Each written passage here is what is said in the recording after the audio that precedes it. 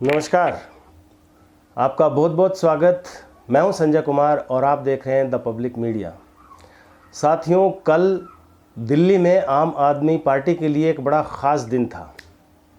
अरविंद केजरीवाल की बेल की जैसी खबर बाहर आई तो आम आदमी पार्टी के नेताओं ने, कार्यकर्ताओं ने खूब पटाखे फोड़ना शुरू कर दिए, आतिशबाजी करना शुरू कर दी, मिठाई बांटना शुरू कर दी और रात भर जो है वो जश्न का माहौल रहा।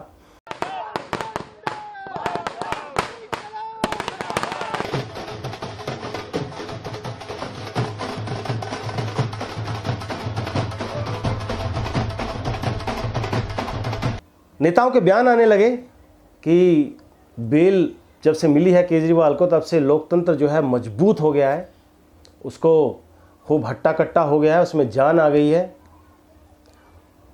लेकिन ये खुशी ज़्यादा देर तक रुक नहीं सकी, जल्दी गम में बदल गई जब अगले दिन हाई कोर्ट ने उनकी इस बेल पर स्टे लगा दिया। जो खुशी थी गम में बदल गई।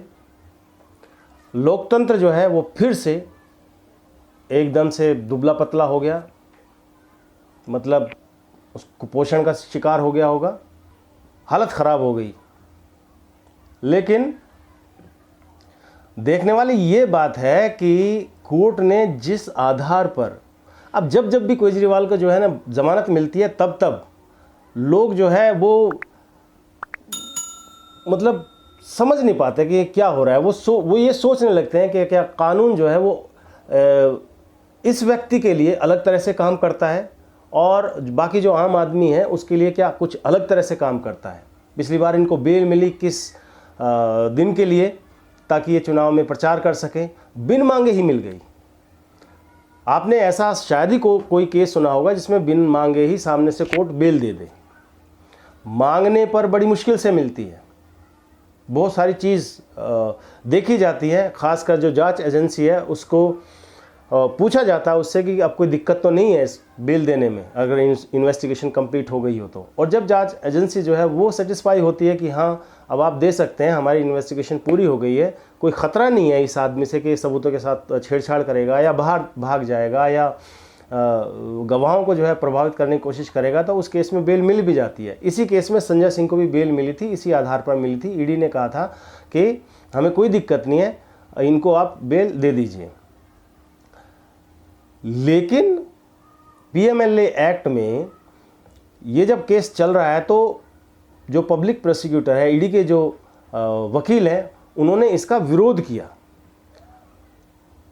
ये भी समझ से बाहर है कि जिस व्यक्ति को की बेल को हाई कोर्ट ने रिजेक्ट कर दिया, सुप्रीम कोर्ट ने रिजेक्ट कर दिया, उसको एक ट्रायल कोर्ट जो है, सेम केस है, सेम सबूत है, सेम एजेंसी है, वो कैसे बेल ग्रांट कर सकता है।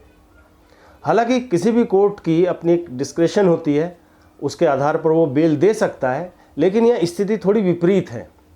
अधिकतर ये वैकेशन बेंच जो बैठी हुई थी, ये जो परंपरा चली आ रही है उसमें ये अधिकतर या तो किसी को डेट दे देती हैं या कोई अर्जेंट हियरिंग होती है तो वो सुन लेती हैं और फिर किसी को जैसे ही भेजना होता है जुडिशियल कस्टडी में तो वो भेज देती हैं। इतना भारी होता है, बहुत ज़्यादा इसमें नहीं होता। ये तो बल्कि हाई प्रोफाइल केस था और जो इसको रेगुलर बेंच सुन रही थी वो फ़िलहाल वैकेशन पे है, तो जो बेंच उनकी एब्सेंस में भी बैठी हुई है, उन्होंने ये डिसीज़न लिया कि केजरीवाल को जो है बेल दे दी जाए। पीएमएलए एक्ट के अनुसार भी जब तक वकील ना कह दें, वो सेटिस्फाई ना हो जाएं, तब तक ये एक्ट में ही है उस ऐसा प्रावधान कि बेल देने से बचना चाहिए या बेल नहीं दी जा सकती है। क्योंकि इस तरह आसानी से अगर बेल मिल जाए तो फिर इस कानून का जो है कोई मतलब रह नहीं जाता है। हमारा उद्देश्य किसी भी न्यायालय के किसी फैसले पर उंगली उठाना, सवाल करना या कोर्ट को जो है डिस्क्रेडिट करना नहीं है। लेकिन बाकी जैसा सब लोग सोच रहे हैं कि ये विशेष परिस्थिति में केजरीवाल के साथ ऐसा हो जाता है, अनएक्सपेक्टेड हो जाता है, और क्यों हो जाता है ये समझ से परे है। इस कोर्ट में ये कहा गया कि भाई 60 करोड़ की जो 105 करोड़ का घोटाला आप बता रहे हैं, 40 करोड़ छोड़ दीजिए, 60-65 करोड़ का पता नहीं आप कब तक इस इसकी डिटेल आप ले पाएंगे, तो क्या तब तक ये जेल में ही रहेंगे?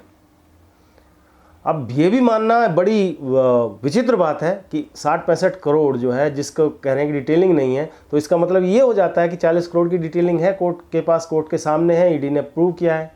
तो क्या वो कोई माने नहीं रखती? क्या उसको कोर्ट अपने कंसिडर नहीं करती है? दूसरी चीज़ ये है कि केजरीवाल को ये कहा कि भाई इस तरह से ये जो है इनको लंबे समय तक, ये तो पीएमएलए के कानून ऐसे हैं कि इसको तो कभी तक आप जो है जेल में रख सकते हैं। तो ये पीएमएलए कानून ऐसा ही है, तो फिर कोर्ट को तो ये बिल्कुल एक डिसीजन देना चाहिए, हाई कोर्ट में, सुप्रीम कोर्ट के देना चाहिए कि इसको निरस्त करना चाहिए। अगर ये कानून ऐसा है, कानून में अगर खामियां हैं, तो ये तो इसको बदला जाना चाहिए, या इसमें सुधार किए जाने चाहिए, या ख़त्म कर देना चाहिए। दूसरी चीज़, केजरीवाल के मामले में ये भी ये कह रहे हैं कि पेपर, हमने इतने सारे डॉक्यूमेंट्स हैं, इतना पढ़ने का समय नहीं है कोर्ट के पास। बड़ी अजीब बात है, बिना डॉक्यूमेंट्स को पढ़े बगैर, एविडेंस को देखे बगैर ये कैसे किसी को बेल ग्रांट की जा सकती है? ये भी हर आदमी के दिमाग में, हर आदमी यही सोचता है कि भाई ये तो ऐसा हो गया कि जैसे कोई टीचर है और वो बिना पेपर पढ़े, अब किसी टीचर ने, किसी स्टूडेंट्स ने लिख दिया, पूरी कॉपी भर रखी है, बहुत सारी सब कॉपियाँ भर दी उसने, सही है गलत है ये देखे बगैर टीचर उसको पास कर दे रही है कि नहीं, कॉपी तो भरी हुई है पूरी की पूरी, या उसको फेल कर दे रही है। ये तो इसी तरह का हुआ। केजरीवाल के केस में ये हमेशा होता आया है, बहुत बार ऐसा होता है आया है कि जो एक्सपेक्ट नहीं कर रहे हैं वो हो जाता है, इसलिए सवाल उठते हैं। मेरा ऐसा मानना है कि इस तरह के केसेस को बड़े सेंसिटिव उससे देखना चाहिए, क्योंकि पब्लिक में, पूरे देश दुनिया में, समाज में ये संदेश जाता है कि क्या भारत की कानून व्यवस्था चोरों को, भ्रष्टाचारों को, इनको बचाने के लिए काम कर रही है, या इन पर लगाम लगाने के लिए काम कर रही है। बेल देना ना देना ज़रूर एक कोर्ट का अपना विवेक है, एविडेंस होते हैं, सबूत, गवाह, सब कुछ देख करके वो बेल दे ना दें, वो उसका विशेष अधिकार है, लेकिन देखे तो जानी चाहिए। एक अलग ही डायरेक्शन में जा करके, एक अलग से ही एक टर्न लेकर के किसी को इस तरह से रिलीफ दे देना, ये फिर उस न्याय व्यवस्था की जो साख है, जो विश्वास है लोगों का, वो कहीं ना कहीं फिर डगमगाने लगता है।